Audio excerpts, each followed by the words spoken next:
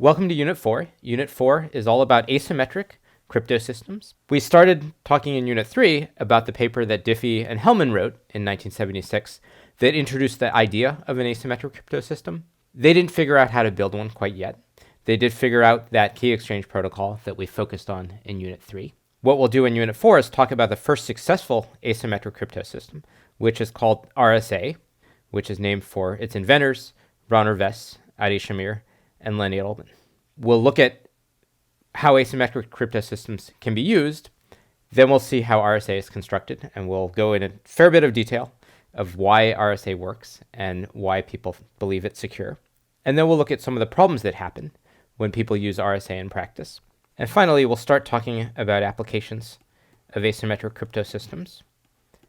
We won't get too far in applications this unit, but that'll be the main focus of Unit 5. All the cryptosystems we've talked about so far have been symmetrical. And what that means is that the key used for encryption and the key used for decryption are the same. This led to the problem that we talked about in the previous unit about how do you distribute this key between two parties. But even if you can solve that problem, using the same key for encryption as you do for decryption limits what you can do with a cryptosystem. With an asymmetric cryptosystem, we have different keys for encrypting and decrypting. We'll call one of those keys KU.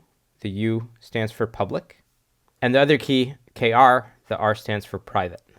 Unfortunately, both public and private start with the same letter P. That's why we use U and R to distinguish the two keys. Public is a bit of a misnomer here. What we really mean is this key does not need to be kept secret. It's still very important that it's generated in a particular way, and it's associated with the right identity. Before we get into the scheme for actually building a cryptosystem like this, and until one was actually built, it seems like this really should be impossible. If we reveal the way we do encryption, that seems like we also reveal the inverse, the way to do decryption. For the cipher to be correct, decryption must be the inverse of encryption.